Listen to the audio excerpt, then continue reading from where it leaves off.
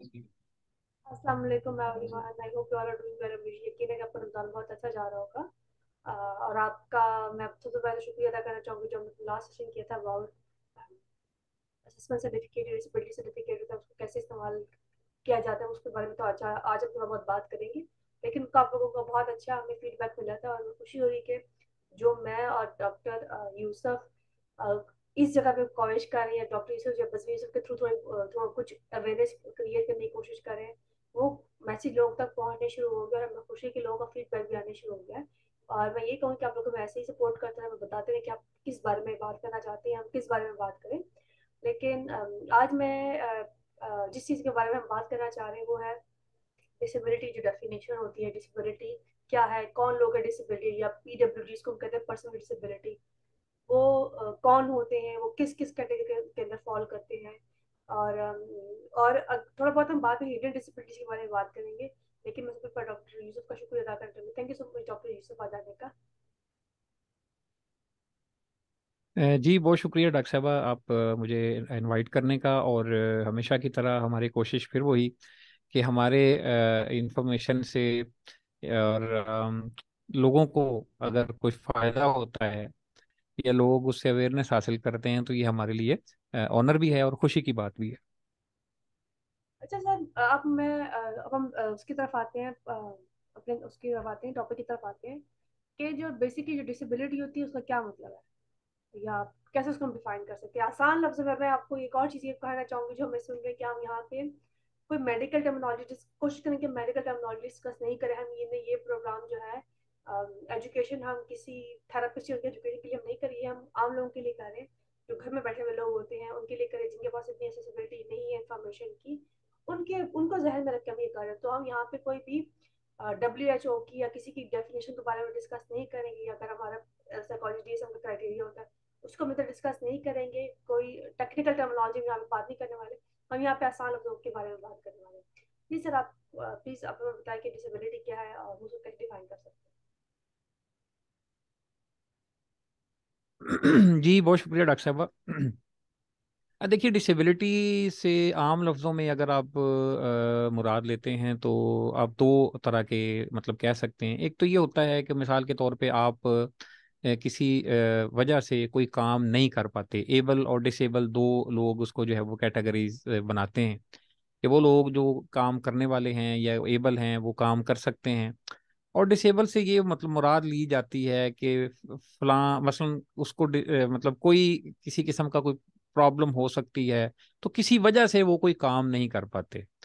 इसके लिए मुख्तलिफ दौर में मुख्तलिफ नाम यूज़ होते रहे। उर्दू में हम इसको आमतौर पे जो है वो लोग माजूर भी कहते हैं। फिर एक नई टर्मिनोलॉजी भी आई जिसको डिफरेंटली एबल्ड लोग कहा जाने लगा कि वो लोग, ये बेसिकली इसलिए भी क्रिएट की गई कि जी किसी को जो है ना वो ये एहसास ना हो कि फलां शख्स जो है वो ये काम नहीं कर सकता।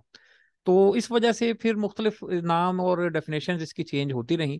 लेकिन जो आसान लफ्ज़ों में आप ये समझ लें कि कोई भी काम जो है वो किसी वजह से किसी आप ये समझ लें कि मतलब किसी कोई जिस्मानी कोई प्रॉब्लम आपको आती है जिसकी वजह से आप कोई काम नहीं कर पाते। मिसाल के तौर पे आप चल नहीं सकते, आप बोल नहीं सकते, आप जो है वो ठीक तरह से कम्युनिकेट नहीं कर सकते, इसी तरह आप देख नहीं सकते। तो ये वो कुछ चीज़ें हैं जिसको आमतौर पे लोग डिसेबिलिटी या डिफरेंटली एबल या इस तरह के नाम या इस तरह की चीज़ें जो है वो दे दी गई हैं। तो मेन मकसद जो उसका ये है, आम लफ्ज़ों में ये समझा जाता है कि एक आदमी जो है वो फलां चीज़ से जो है वो वही उसके पास नहीं है, उसके पास अवेलेबल नहीं है। लेकिन उसका ये मतलब नहीं है कि वो कोई काम कर नहीं सकता। वो क्या करता है कि फिर जो बाकी उसकी सेंसेस हैं, फॉर एग्जांपल एक आदमी है वो देख नहीं सकता, तो उसकी जो बाकी सेंसेस हैं, जैसे जो पांच जो सेंसेस जो ह्यूमन जो बॉडी की बताई जाती हैं, सेंस ऑफ टच है या इस तरह की हेयरिंग है या बाकी चीजें हैं, तो फिर वो उनसे काम ज्यादा लेता है। तो यूं समझ लें कि जैसे एक चीज से आप अगर एक चीज आपके पास नहीं है तो फिर आप बाकी तमाम चीजें आप पूरी यूज करते हैं। फॉर एग्जांपल एक आदमी जो है वो सुन नहीं सकता, तो फिर वो जो बाकी उसके पास चीजें हैं, देख सकता है, टच कर सकता है या लोगों को वॉच कर सकता है, वो फिर उन चीजों का इस्तेमाल ज्यादा करना शुरू कर देगा। तो मेरा ये ख्याल है, या जो मैं जहाँ तक पहुंचा हूँ, कि वो शख्स जो किसी न किसी वजह से किसी चीज को पे प्रॉपर जो है वो काम, या उसको अबूर नहीं होता, या काम नहीं कर पाता, या यूं समझ लें कि उसके लिए मुश्किल होती है, तो वो फिर अपने लिए दूसरे जराए जो है वो यूज करता है, जिसकी वजह से फिर उसको लोग, कुछ लोग उसको डिसेबिलिटी का नाम दे देते हैं, कुछ लोग उसको डिफरेंटली एबिलिटी या डिफरेंटली एबल शख्स कहना शुरू कर देते हैं। तो बेसिकली ये मतलब वो चेंज ऑफ वर्ड्स ही है, जिसको आप जैसे बेहतर समझ लें या जैसे आप अच्छा समझ लें, उस तरह उसको जो है वो आप इसको डिफाइन कर सकते हैं। अच्छा, जैसा अभी आपने दो तीन चीजें यहाँ पे बोली हैं कि उसकी टर्मिनोलॉजी ने डिफरेंट करनी शुरू कर दी। अ, हर एक का है इसके बारे में अपना व्यू होता है। लेकिन जब भी मेरी प्रोफेशनल से बात हुई है, या हम बाकी बाहर किसी से बात करते हैं, तो वहाँ पे तो अम, जो नाम होता है उसको उसके अकॉर्डिंग ही मतलब वो किया जाता है। फॉर एग्जाम्पल वहाँ पे वो कहते हैं डिसेबिलिटी है कि डिसेबिलिटी है, पर वहाँ पे एक और चीज़ जिसको को हिडन डिसेबिलिटीज कहा जाता है, जिसकी आप हम थोड़ी देर पहले बात भी करें। अ, आप थोड़ा बताना चाहेंगे, क्योंकि फिर इसमें हम अपना भी ऐड करूँगी कि क्योंकि आप जैसे काफ़ी टाइम से लोगों के साथ काम करते हैं, मेरा खुद भी इसी प्रोफेशन है। कितना हिडन डिसेबिलिटीज का लोगों को पता है, और कितना लोगों को इस चीज़ का आइडिया, और हिडन डिसेबिलिटी होती क्या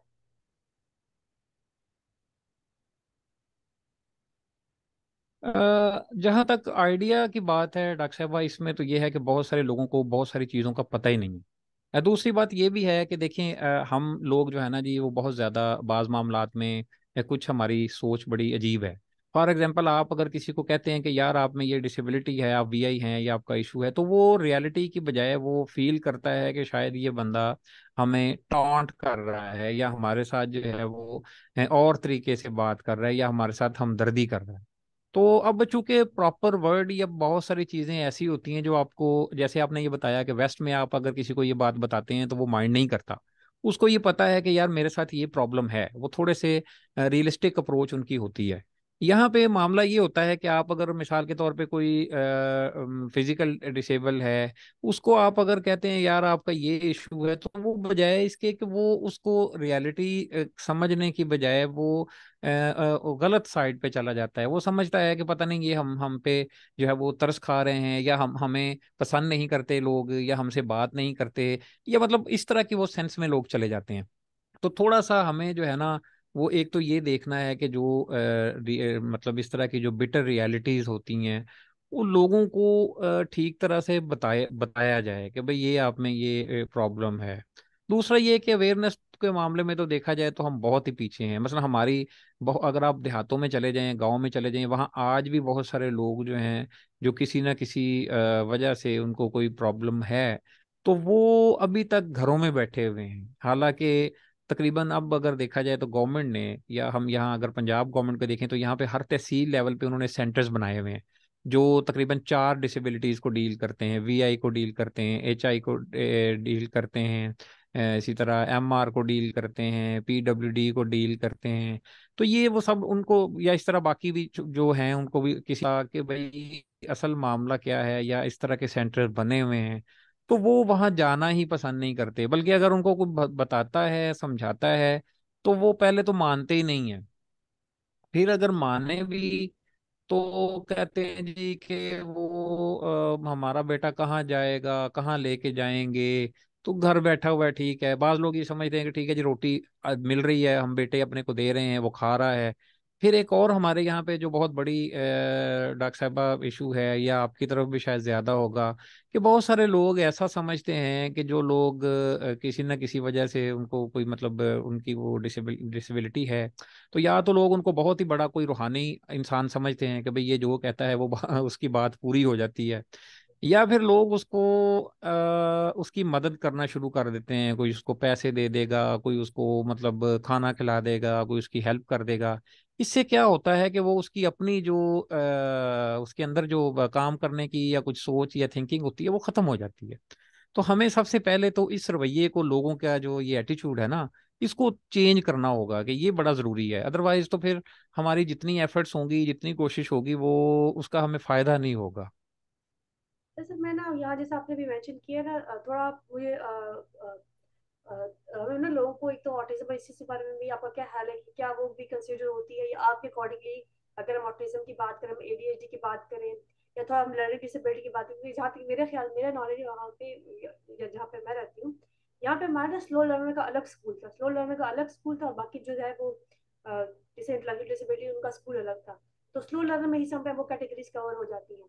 तो क्या लोगों को भी चीज़ का आइडिया होने शुरू हुआ है, या जैसे हम ऑटिज्म की बात करते हैं, एडीएचडी की बात करते हैं, क्योंकि मैंने अक्सर वालिदैन से ये सुना, और आपने खुद भी देखा होगा, वो कहते हैं हम जब भी बच्चों को बाकी कैटेगरी से रखते हैं, जैसे फॉर एग्जाम्पल इंटेलेक्चुअल डिसेबिलिटी हो गई है, जिसको हम पहले हमारी वो टर्मिनोलॉजी एमआर होती थी, या कोई इसको इंटेलेक्चुअली चैलेंज कह रहा है, डिफरेंट एबल कह रहा है, वो, और आपने जैसे यहाँ पे एक और बात भी मेंशन की थी कि वाकई लोग जो है इस चीज़ को माइंड करते हैं कि आपने उनको ऐसे क्यों कह दिया।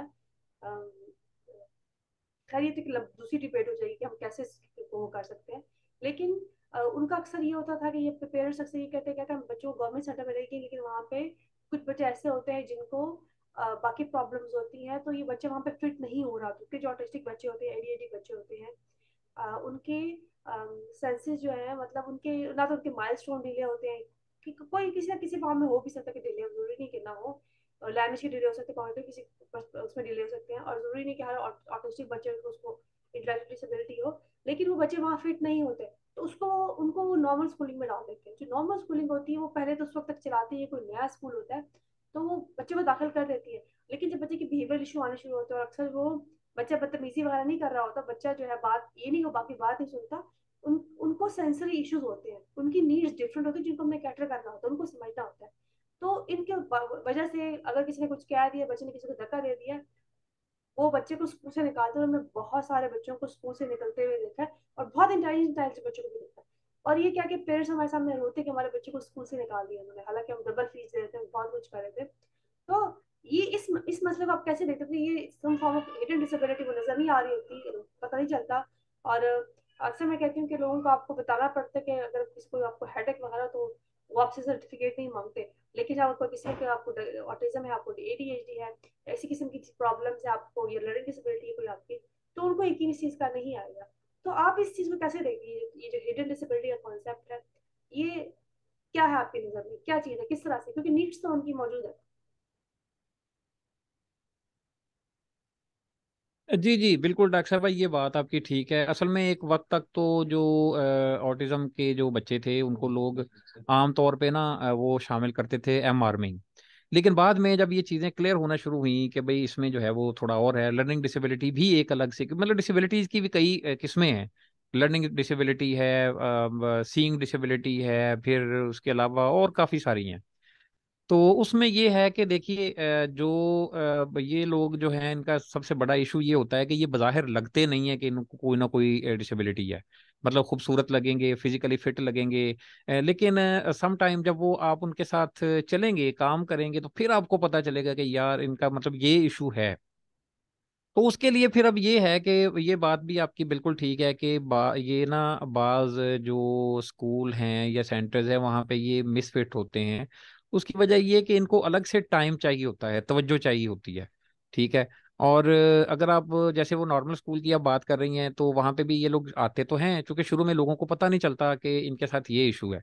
तो फिर जब टीचर उसको पढ़ाती है या जब उसको होमवर्क देती है या जब उसका वो सामना वो फेस करना पड़ता, फिर उसको पता चलता है, तो फिर वो लोग जो है वो परेशान होते हैं। तो इसके लिए अब वैसे गवर्नमेंट इस चीज़ पे कोशिश कर रही है कि जो स्लो लर्नर्स हैं या स्लो लर्निंग वाले जो लोग हैं उनके लिए अलग से सेंटर्स वो बना देते हैं। उससे फिर फायदा ये होता है कि वो डिस्टर्ब नहीं होते, क्योंकि देखें जब वो बाकी उसके साथ मिलते हैं बाकी लोगों के साथ, तो उसमें फिर वो खुद भी थोड़ा सा फील करते हैं कि भाई वो जाहिर है उसको वो पूरा उस पे नहीं कर पाते उन चीज़ों को। तो इसकी वजह से थोड़ा सा फिर उनको ये प्रॉब्लम भी होता है। और दूसरा ये है कि वालदेन जो हैं उनको भी चूंकि बाज़ औक़ात इस चीज़ का आइडिया नहीं होता। तो जो लोग थोड़े से पढ़े लिखे होते हैं या जिन लोगों को थोड़ा सा पता होता है वो तो अच्छा एक और भी है, बाज़ औक़ात जो है ना वो लोग ऑटिस्ट बच्चे और डाउन सिंड्रोम में भी बाज़ औक़ात लोगों को पता नहीं चलता, फ़र्क नहीं कर पाते। तो उनको भी बाद में फिर आहिस्ता आहिस्ता जो है वो इन चीज़ों का आइडिया होता है कि जनाब असल प्रॉब्लम ये है हमारे बच्चे को, जो कि लोगों को नहीं पता। तो जैसे जैसे लोगों में फिर जो जिन लोगों को तो अवेयरनेस आ जाती है, असल में एक और भी जो इशू है वो ये होता है कि इनको थोड़ा सा टाइम के साथ साथ जो है ना वो स्पेशल अटेंशन की भी जरूरत होती है। डेफिनेटली फिर जो है वो उतनी जल्दी पिक नहीं कर सकेंगे चीजें। फिर इनको समझाने के लिए भी मुख्तलिफ जराए यूज करने पड़ते हैं। आप जाहिर है ज्यादा अच्छा है इसके हवाले से जानती हैं, क्योंकि आप स्पीच थेरेपिस्ट भी हैं और इन लोगों को इस तरफ लाने में भी आप जाहिर बहुत अहम रोल प्ले करती हैं। तो इस हवाले से मेरा ख्याल ये है कि अभी पेरेंट्स को अवेयरनेस देने में थोड़ा सा टाइम लगेगा। इसका हल जो है वो या तरीकाकार तो जो भी है, लेकिन उसमें ये है सबसे बड़ी बात कि जब लोगों में अवेयरनेस होगी तो फिर ही वो लोग जो है ना वो आगे अपने बच्चों को लेके जा सकेंगे। बाज लोग बच्चे डर जाते हैं, मसलन स्कूल में आते हैं, उनको किसी ने गिरा दिया, वो पेरेंट्स जो है वो कॉन्शियस हो गए कि यार ये तो मतलब हमारे बच्चे के साथ ये इशू हो जाएगा। तो थोड़ा सा उनको भी मतलब मैं समझता हूँ ग्रेजुअली जो है वो ये चीज पैदा करनी चाहिए कि कोई बात नहीं, आप जितना इसको फेस करोगे उतना ही ज्यादा आपके लिए जो है वो बेहतरी होगी। सर जैसे भी आपने एक बात बोली है ये कि पेरेंट्स की या उसकी या उनके ऊपर आइडिया नहीं होता, और आपने जैसे कहा कि वो डिफ्रेंशिएट इसके बारे में नहीं कर सकते। यहाँ पे जो मैंने एक अगर प्रोफेशनल के एक और चीज देखी है कि एक्सेप्टेंस, हम कहते हैं सोसाइटी में एक्सेप्टेंस नहीं है। मैं यहाँ पे किसी को बुरा फील नहीं करवाना चाह रही, बिल्कुल सुन रहा मेरी बात। मैं पेरेंट्स को ब्लेम ही नहीं करी, लेकिन उनमें एक्सेप्टेंस नहीं है सर, वो एक्सेप्ट नहीं करते। वो कहते हैं शुक्र है हमारा बच्चा बाकी बच्चों से बेहतर है, शुक्र हमारे बच्चे में इतनी प्रॉब्लम नहीं जितनी बाकी बच्चों में प्रॉब्लम है। और ये मैं आपको एग्जैक्टली पेरेंट्स के लफ्ज बता रही हूँ। तो शुक्र कहते हैं शुक्र हमारे बच्चे में इतनी प्रॉब्लम जितनी हमारे फलाने के बच्चे में प्रॉब्लम थी, तो हमारा बच्चा ठीक है, बस थोड़ा सा मसला है। और इसकी वजह से वो क्या करते हैं, वो तो पहला खुद एक्सेप्ट करते हैं, उनके बच्चों को भी नहीं बताते कि बच्चों को क्या मसला है। इसकी वजह से मसाइल कितने जन्म लेते हैं आप सोच भी नहीं सकते इसके बारे में। तो ये आपकी वेकअप कॉल है, अगर कोई सुन रहा है इस चीज को।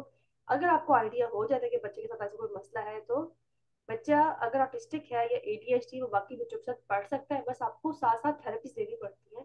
और हमारे यहाँ अगर प्रॉब्लम इस वजह से भी हो रही है, बच्चे इस वजह से भी सर ठीक नहीं हो पा रहे कि जरा सा बच्चा ठीक हुआ, जरा सा बच्चे ने बोलना शुरू किया, तो पेरेंट्स बच्चे को वहां से उठा लेते, पेरेंट्स बच्चे को कहीं और ले जाएंगे, पेरेंट्स बच्चे को किसी और स्कूल में डाल देंगे। और अक्सर मैंने ये भी होते हुए देखा कि लोग इस तरह से भी करते हैं। उन्होंने एक तरीका निकाला है कि वो बच्चों को ये जो जहाँ पे कोई नया स्कूल खुलता है वहां पे डाल देंगे बच्चों को, क्योंकि बच्चे कम होते हैं, तो पेरेंट्स कहते हैं कि हमारा बच्चा वहां जा रहा है, फिर एक दो क्लासेस यहाँ कभी दो क्लास वहाँ कभी, इस तरह से कर लिया। अब इस चक्कर में बच्चे की इंटेलेक्चुअल जो कैपेबिलिटी, जो इंटेलेक्चुअल उसकी एबिलिटीज है, जो उसका इंटेलिजेंस है, वो इस्तेमाल नहीं हो रही, जो कि मौजूद है वहां पे। सेंसेस अक्सर तो आई डोंट नो, एकदम हमारे लोगों को ये भी नहीं पता कि जो ऑटिस्टिक कम्युनिटी जो न्यूरो है तो उनकी 8 सेंसेस होती हैं। उनकी 6 सेंसेस है भी नहीं, 5 सेंसेस है भी नहीं, उनकी 8 सेंसेस होती है। और ये शायद इन्फॉर्मेशन किसी को है ही नहीं। जो न्यूरो डाइवर्जन वर्ड है वो तो हमने, मुझे नहीं याद कि मैंने ये वर्ड जो है अपनी जब मैं खुद पढ़ रही तब पढ़ा था। अब एक फॉर एग्जाम्पल एक और टर्मिनोलॉजी से अभी कुछ ऐसे मुझे पहले पता चली, जिसको ये पीडीएफ बोलते हैं, उसको हमारे यहाँ ओडीडी हम लोग कहते हैं, इसको ऑपोजिशन डिफाइंस डिसऑर्डर कहते थे। नाम चेंज हो रहे, इतनी चीजें चेंज हो रही, इतना परस्पेक्टिव लोगों का चेंज हो रहा है, और हमें अभी बहुत वहां तक पहुंचने की जरूरत है। तो ये जो आप जो अंडरस्टैंडिंग डेवलप ना करना या एक्सेप्ट ना करना, जब आप खुद नहीं एक्सेप्ट करें तो हम सोसाइटी से कैसे एक्सपेक्ट करें कि वो भी एक्सेप्ट करें बच्चों को। आप आपने खुद जब इसको एक्सेप्ट नहीं किया, सबसे पहले एक्सेप्टेंस घर से स्टार्ट होती है। बहुत दफा ऐसा भी होता है घर में अगर कोई बच्चा ऐसा मौजूद है, और हम मैं बात इसलिए बात करूँ, आपको किस चीज का आइडिया कि हमें इन चीजों के बारे में बात करनी है, शायद लगे। जैसे मैं एक दफा किसी ने कहा कि तो वो बहुत उन्होंने माइंड किया और कहती है आप ऐसे कैसे कह सकती हैं हमें, मैं तो ऐसा एक्सपेक्ट नहीं करती आपसे कहने से। मैंने कुछ कितना बोला, मैंने आपसे सच बोला है। अगर आपको सच बोलना जुर्म लगता है तो मैं जुर्म कबूल करती, लेकिन मैं आपको रियलिटी बता रही हूँ कि चीज क्या है। आपको रियलिटी को फेस करने की जरूरत है। अगर आप नहीं फेस करेंगी, आप अपने बच्चे को नहीं बताएंगे कि वो डिफरेंट है इन टर्म्स ऑफ वर्ड, कि उसको नीड की जरूरत है। और साथ आपने आप ये आपके डिपेंड करता है कि आप उसको कैसे बता दें कि नीड्स डिफरेंट लोगों की, हर लोगों की डिफरेंट नीड्स होती है। हर बच्चे के पढ़ने का तरीका डिफरेंट है। क्लास का हर बच्चा लाइक नहीं होता, क्लास का हर बच्चा इंटेलिजेंट नहीं होता। जो हम नॉर्मल क्लास की बात करें वहाँ पे हर बच्चा फर्स्ट नहीं आता, वहाँ पे भी बच्चे फेल होते हैं, वहाँ पे भी रैंकिंग होती है, वहाँ पे भी ग्रेड्स होते हैं। तो जैसे वो लोग मुख्तलिफ है, ऐसे ही ओवरऑल एवरीबडी इज डिफरेंट। सो जब आप नहीं करते सही, अगर बच्चा जरा सा ठीक हुआ, बोलना शुरू कर दिया, थोड़ा क्लास में बैठना, मतलब थोड़ा चेयर पे बैठना शुरू कर दिया, तो पेरेंट्स ने कहा ये तो देखने बिल्कुल ठीक रहता, तो आप उसको क्लास में डाल देते हैं। और जब आप उसको उस क्लास में डालें तो बच्चा उसकी नीड को फुलफिल नहीं करता, तो वहां पे फिर मसला, जब आप कुछ दोबारा वहां से निकालते हैं तो बच्चे की पर्सनैलिटी डिस्ट्रॉय हो जाती है, तो जो उसको आता है वो भी नहीं करता। और मैंने तो बहुत दफा ऐसे भी होते देखा है कि लोगों ने रिक्वेस्ट की है कि आप किसी और को मत बताइए कि हमारा बच्चा है, ये है। वो तो हम स्ट्रेट अवे बात कहते हैं कि हम हमारे ये हमारी जॉब नहीं किसी को बताने का अपने बच्चों को क्या इशू है। I didn't unless you tell you, हम बगैर काउंसलर के तो बच्चे हमारे बच्चों को शेयर नहीं करते, वीडियोस वगैरह तो शेयर नहीं करते। लेकिन बहुत सारे पेरेंट्स ने रिक्वेस्ट की है कि पहले जैसे उन्होंने कहा था हमारे बच्चे की वीडियो शेयर करें, ताकि और लोगों को और पेरेंट्स को इससे कोई वो मिले, उसे मोटिवेशन मिले। फिर उन्होंने कहा कि आप सब बच्चों की वीडियो डिलीट कर दें। हम नहीं चाहते कि उनको पता चले हमारे बच्चों को ये मसला है। और आपको क्या इस बात का आइडिया, जो हमारे पास सुन रहे हैं, ये प्रॉब्लम्स कहीं नहीं जाती, ये बच्चे के साथ रहती हैं बड़े होने तक, आखिरी दम तक इंसान के साथ प्रॉब्लम्स रहती हैं ये वाली। जैसे फिजिकल प्रॉब्लम होती है, जैसे किसी बच्चे को अगर इशू है विद डायबिटीज, या किसी को इशू होता है, कोई डायबिटिक होता है, तो थ्रू आउट चलता है उसके साथ। या कोई एनीमिया की कोई और प्रॉब्लम होती है तो थ्रू आउट बच्चे के साथ ही बड़ों के साथ रहती है। कोई बोन में प्रॉब्लम हो तो थ्रू आउट रहती है, वो जाती नहीं। आप उसके मैनेजमेंट के बारे में बात करते हैं। तो यहाँ पे मैंने अपना थोड़ा बात को मैं लंबा कर लिया, लेकिन मैं यहाँ अपना एक फीडबैक देना चाह रही थी कि जो हिडन डिसेबिलिटीज होती हैं उनके बारे में भी बात करने की जरूरत है, और बोलने की जरूरत है। अभी कल परसों मुझसे किसी ने बात पूछी कि उनसे एक स्कूल में कहीं गई, तो उनसे किसी ने बात पूछी है कि ये जो अब ऑटिस्टिक बच्चों की, या जिसको हम वीडियो डिसेबिलिटी कहते हैं, ऑटिज्म है, एडीएचडी है, या ओडीडी है, या बाकी प्रॉब्लम्स है, और डिसऑर्डर्स भी हैं, बिहेवियर प्रॉब्लम बहुत सारी है, बच्चे बुलिंग करते हैं, बच्चे एंटी सोशल होते हैं, बहुत सारी चीजें होती हैं। तो आप सोसाइटी में कैसे अवेयरनेस क्रिएट करते हैं, कैसे कर सकते हैं? तो द पॉइंट इज दैट कि किसकी जॉब है करना, ये सब जी, में मिलकर कर इसमें डॉक्टर साहबा ये बात है। ये सब बोले। जी जी, इसमें मेरा ख्याल है कि थोड़ा सा जो है ना जी, पेरेंट्स, सॉरी, इसमें पेरेंट्स को जो है वो ये देखना है कि थोड़ा सा ना सब्र से काम लेना होगा। मसलन एक आदमी की अगर आप थेरेपी कर रहे हैं, तो जैसे ही उसने थोड़ा सा चलना सीखा, या जैसे ही उसने थोड़ा सा बोलना सीखा, या जैसे ही चेयर पे बैठना सीखा, तो वो समझते हैं कि बस ये हमारा काम हो गया, हमें अब जरूरत नहीं रहेगी। फिर दूसरा ये है कि उनको ये लगता है कि मिसाल के तौर पे एक थेरेपिस्ट के साथ वो काम कर रहे हैं, तो हो सकता है कि वो ये समझते हैं कि यार ये बहुत स्लो काम करवा रही है। हालांकि वो जो थेरेपिस्ट है वो बिल्कुल उसके मुताबिक चल रही है, क्योंकि उसको पता है कि भाई इसको हमने ग्रेजुअली ठीक करना है। हम लोग ये समझते हैं कि आज हम थेरेपिस्ट के पास गए, कल वो बोलना शुरू कर दे, कल वो बात करना शुरू कर दे। ये थोड़ा सा पेरेंट्स को ना जी, इसमें मैं समझता हूँ कि थोड़ा सा सब्र का मुजाहरा करना पड़ेगा, और थोड़ी सी जो है वो अपने अंदर ये स्टेबिलिटी लानी पड़ेगी कि थोड़ा टाइम लगता है। देखिए ना, सीधी सी बात है कि भाई आप करवा रहे हैं किसी बंदे को, जब आप वो थोड़ा सा काम करना सीख जाता है तो उसके बाद आप उसको छोड़ देते हैं, फिर एक नए थेरेपिस्ट के हवाले कर देते हैं। अब उसने अपने तरीके से चलना है, आप जो पहले ऑलरेडी उसके साथ बंदा काम कर रहा है, वो उसके साथ उसकी जो अक्विंटेंस होती है, उसकी वाकफियत होती है, तो फिर आप अपना थेरेपिस्ट बदल देते हैं। जब वो थेरेपिस्ट बदलेंगे तो डेफिनेटली उसकी वो जो एबिलिटी है वो डिस्टर्ब होगी। तो एक तो हमें सबसे ज्यादा जो है ना, थोड़ा सा मैं समझता हूँ कि अपने अंदर बर्दाश्त, टॉलरेंस और सब्र का जो है वो मुजाहरा करना है। और दूसरा ये है कि देखें, इससे हेजिटेट नहीं करना। फर्ज करें एक बंदे को पता है कि मेरे बच्चे को ये प्रॉब्लम है, तो वो छुपाए ना, वो ये ना कहे कि यार कोई लोग देख लेंगे तो क्या कहेंगे। हमारी सोसाइटी में बेसिकली जो एक फोबिया है वो ये है कि जी लोग अगर हमारे बच्चे को देख लेंगे तो क्या करेंगे। जैसे मैंने लास्ट टाइम भी एक दफा आप यहाँ मेंशन किया था कि ना, लोग अच्छे खासे पढ़े लिखे लोग अपने बच्चों को छुपा लेते हैं कि यार किसी को पता ना चले। तो ये जो थोड़ी सी जो है ना, इसको हमें हमारे जो पेरेंट्स हैं, हमारे जो बड़े हैं लोग हैं, उनको ये देखना है कि थोड़ा सा ना इसको, रियलिटी को इसको महसूस करें। और महसूस करने के साथ साथ जिसके साथ वो काम कर रहे हैं, दूसरा एक और भी है। देखें, हर आदमी जो है वो फ्रैंकली स्पीकिंग वो थेरेपिस्ट भी अफोर्ड नहीं कर सकता। अब जाहिर बात है, अगर थेरेपी अगर किसी ने देनी है, तो चंद एक लोग तो हो सकते हैं कि जो फर्ज करें वॉलंटियरली किसी को दे देते हैं। अदरवाइज जाहिर बात है वो अपना टाइम देते हैं, वो अपना सारे वक्त देते हैं, तो थोड़ा बहुत ऑब्वियसली जो फैमिलीज हैं जो वेल ऑफ हैं वो तो उसको पे करती हैं।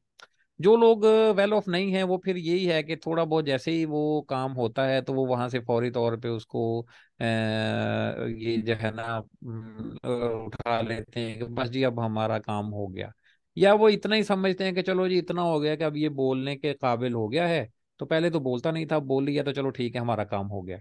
वो वहीं पे उसकी जो चल चल रही होती है वो ग्रोमिंग या ग्रोथ, वो रुक जाती है फिर। और दोबारा से फिर शुरू करने में उससे दुगना टाइम लगता है। जहां तक मेरा ख्याल है, हो सकता है मैं गलत भी हूँ, लेकिन मेरा ख्याल है कि दोबारा उसको अगर आप स्टार्ट करवाते हैं तो उससे ज्यादा टाइम लगेगा। नहीं, तो इस बच्चे तरह को से सबसे पहले हमारे, जी, सबसे पहले हमारे जो वालदेन हैं या हमारे जो बड़े हैं ना जी, उनको मैं फिर कह रहा हूँ कि उनको थोड़ा सा हौसला, थोड़ी सी बर्दाश्त और थोड़ा सा सब्र ये लेके चलना होगा। और सोसाइटी में भी देखें, अगर किसी घर में कोई ऐसा इशू है तो जो बाकी जो उसके अफराद हैं, भाई है, बहन है, चचा है, चची है, फूफो है, मामी, कोई भी है, तो उनको थोड़ा सा उनको जरा मतलब इस तरफ लेके आना चाहिए कि भाई कोई बात नहीं है, ये भी जाहिरी बात है, दुनिया में लोग रहते हैं, दुनिया की जिंदगी लोग गुजार रहे हैं, बड़े बड़े अच्छे लोग गुजार रहे हैं। तो थोड़ा सा उनको अगर वो हौसला देते रहें, हौसला इस सेंस में कि उनको इस चीज के लिए तैयार करें कि भाई आपका ये मसला है, ऑटिस्टिक है या कोई भी इशू है, तो आपको थेरेपिस्ट के पास जाना है, आपको डॉक्टर के पास जाना है,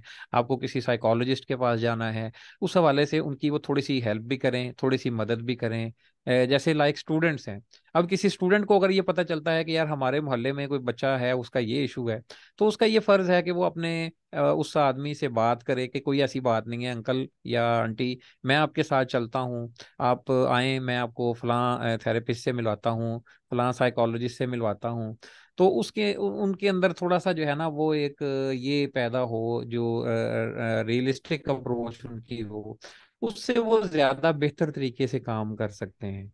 अगर हम में ये चीजें नहीं होंगी ना, तो फिर हम ज्यादा मुश्किल में भी आ जाएंगे और हमारे लिए प्रॉब्लम्स भी बढ़ जाएंगी। अच्छा सर, मैं यहाँ पर आपको एक और चीज बताना चाहूंगी कि अगर अफोर्डेबिलिटी की बात की तो आप भी बहुत अच्छे से तरीके से जानते हैं, हम सब जानते हैं कि हमारे गवर्नमेंट के सेंटर्स मौजूद है, वहां पे हमारे बहुत अच्छे थेरेपिस्ट काम करते हैं। आपने खुद भी बहुत सारे लोगों से मिले होंगे। तो अगर अफोर्डेबिलिटी की बात है तो यहाँ पे ऐसा कुछ नहीं, यहाँ पे हर, हमने शुरू में ही बोला है, आपने खुद सर बताया शुरू में कि हर डिसेबिलिटी के लिए अलग स्कूल मौजूद है और स्लो लर्नर का स्कूल भी अलग से मौजूद है जो गवर्नमेंट की सतह पर काम करे। फिर उसके अलावा जो है बहुत सारे गवर्नमेंट के सेंटर जैसे ऑटिज्म के भी खोले, जैसे यहाँ पे प्रिंसिपल भी खोला है।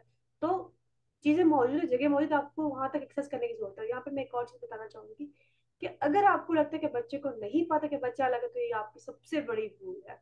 बच्चे को बहुत अच्छे तरीके से पता होता है कि मैं बाकी बच्चों से अलग हूँ। आप किसको सेव कर रहे हैं यहाँ पे? आप यहाँ पे किसको धोखा दे रहे हैं यहाँ पे? तो सॉरी, मैं यहाँ पे किसी की दिल आजारी नहीं करना चाहती, लेकिन बच्चे को बिल्कुल अच्छे तरीके से आइडिया है कि मैं बाकी बच्चों की तरह नहीं हूँ, मैं उनसे डिफरेंट हूँ। मैं उनकी तरह नहीं पढ़ सकता, मैं उनकी तरह नहीं लिख सकता, मैं उनकी तरह नहीं बैठ सकता। और यहाँ पे कौन सा, बाकी बच्चे भी डिफरेंट है। Every child is different. तो अगर आपको ये लगता है कि अगर बच्चे को नहीं बताएंगे, आप उसे झूठ बोलेंगे तो चीज बेहतर हो जाएगी, ऐसा नहीं है। अभी लास्ट वीक मेरी किसी बंदी से बात हुई है, वो बचपन में ऑटिस्टिक ऑटिज्म डायग्नोज, ऑटिज्म का डायग्नोज बचपन में डायग्नोज हुई है, बड़ी हुई है, वो कोई काम शाम कर रही है, खासकर थेरेपिस्ट बन रही है वो, किसी किसी कैपेसिटी में शायद डॉक्टर बन रही हो। तो कहती है कि मैं अपने उसके पास गई हूँ, डॉक्टर के पास गई हूँ, मैंने कहा मुझे लगता है कि मैं डिफरेंट हूँ, चीज़ें मुझसे उस तरीके से नहीं होती जैसे बाकी लोगों से होती है। बेशक मैं पढ़ाई में ठीक जा रही हूँ लेकिन कुछ प्रॉब्लम्स है मेरे हिसाब से। तो डायग्नोसिस किया, उसका डायग्नोसिस आया, उसका डायग्नोसिस में शायद एडीएचडी आया था। उसने अपने पेरेंट्स को बताया तो पेरेंट्स कहता है मैं इस बात का पता है आप बचपन, तो उन्होंने कहा आपको कैसे पता है? तो कहता है आप बचपन में डायग्नोसिस आपका हुआ था और हमने आपको नहीं बताया था, we wanted to save you. क्या? अच्छा बताएं, इस टाइम पे इस बच्ची की क्या क्या फीस होगी, उस लड़की की क्या क्या फीस होगी? क्या आपको लगता है कि वो लड़की आप पे ट्रस्ट करेगी दोबारा? क्या आपको लगता है कि उसको वो उसकी पूरी आइडेंटिटी चैलेंज होगी है? वो कैसे अपने पेरेंट्स पे ट्रस्ट करेगी? और उस लड़की ने पूरी जिंदगी अपनी सवालिया निशान बन के गुजारी, पूरी जिंदगी गुजारी कि हर कसूर मेरा है, हर तरह के प्रॉब्लम्स मेरी वजह से है, सब कुछ मेरी वजह से हो रहा है। क्योंकि अगर कोई मेरी बाकी जो डिस्कशन मैं करती हूँ, अगर वो सुनना, जो मैं उन लोगों से बात करती जिनका कोई डायग्नोसिस है और जो कोई काम भी करते हैं, जो जो अपना वो किसी फील्ड में एक्सेल भी करें या अगर एक्सेल नहीं भी करें, अपने तरीके से जो कुछ कर सकते बेहतर करें, लेकिन जो उनके प्रॉब्लम्स है, मसाइल है, वो जरा आप बैठ के सुने कितने मसले उनको होते हैं। अगर उनको ये नहीं था पता कि उनकी कोई जिंदगी में क्वेश्चनेबल है या दोस्ती वो नहीं कर सकते, बाकी फ्रेंडशिप्स वो नहीं कर सकते, सोशल नहीं जा सकते, क्योंकि उनको डर लगता है, और प्रॉब्लम्स होते हैं, और मसाले उनके होते हैं, बाकी लोगों की तरह नहीं चल फिर सकते, बात नहीं कर सकते। तो यहाँ पे आप किसी को सेव नहीं कर रहे, यहाँ पे उल्टा आप धोखा दे रहे हैं अपने, ना तो अपने अपने आप को भी दे, लेकिन अपने बच्चों को आप यहाँ पे धोखा दे रहे हैं। तो बच्चे से बात छुपाना कि उसके साथ क्या मसला है, आपको अपने बच्चे को फौरन बताना चाहिए कि क्या रियलिटी है, वो किस तरह लोगों से डिफरेंट है, ताकि वो उस चीज को एक्सेप्ट करे, वरना वो पूरी जिंदगी इस चीज को एक्सेप्ट नहीं करेगा। और क्या कहेंगे आप सर के बारे में, इसके बाद फिर हम डिस्कस करते हैं बाकी क्या हमारे पास एसेसिबिलिटी मौजूद है, जिनकी डिसेबिलिटी है पाकिस्तान। अच्छा, इसमें डॉक्टर साहब बात यह है कि मैं ये समझता हूँ कि वालिदैन शायद जानबूझ के नहीं ऐसा करते। प्रॉब्लम ये होती है कि वो ये सोचते हैं कि यार अगर हमने बच्चे को बता दिया तो सम टाइम होता ये है कि उनको हो सकता है वो फील करे, वो ज़्यादा डिस्टर्ब हो जाए। इसमें मेरा ख्याल ये है कि सबसे ज़्यादा जो है ना जी, सम टाइम काउंसलिंग की ज़रूरत होती है वालिदैन को भी। कि आप वालिदैन को ये बताएं कि आप ये नहीं है कि फौरी तौर पे उसको ये बताएं कि बेटा आप में ये इशू है, आप नहीं कर सकते। उसका एक तरीका कार है कि ग्रेजुअल प्रोसेस के जरिए उनको आहिस्ता आहिस्ता वो बताएं कि भाई आप अगर इस तरह कर लेंगे ज्यादा, यानी वो जो एक थोड़ा सा वालदे, क्योंकि वालदेन तो कोई भी ये नहीं चाहेगा कि मैं फौरन अपने बेटे को ये बात बता दूं कि आप में ये डिसेबिलिटी है। उससे वो बंदा परेशान हो जाएगा, डिस्टर्ब हो जाएगा। जैसे मैं आपको, मुझे याद है मैं कुछ 6 माह के साल का था तो मेरे वो डॉक्टर ने वाले साहब को बता दिया था कि जनाब आपका जो बेटा है ना ये कभी भी मतलब ठीक नहीं हो सकेगा, ये वीआई ही रहेगा। अच्छा, अब अबू जो थे मेरे, उनको ये था कि यार मैंने अगर मतलब वालदा को मेरी को बताया तो वो ज़्यादा डिस्टर्ब होंगी। तो वो क्या करते थे कि जैसे जैसे मतलब जाते थे कहीं जहाँ किसी ने बता दिया वहां पे वो चले जाते थे। कोई चंद साल गुजर गए तो उसके बाद आहिस्ता आहिस्ता उन्होंने वालदा को ये बताया कि असल मसला ये है कि ठीक है हम जहाँ आप कहती हैं हम मैं ले जाता हूँ, लेकिन असल जो है वो डॉक्टर ये कह रहे हैं कि जिसके पास भी मैं जाता हूँ ना वो कहते हैं कि उसका ये इशू है। तो उसके बाद क्या हुआ कि हमारी एक और मेरी सिस्टर पैदा हुई, वो उसका भी यही इशू था।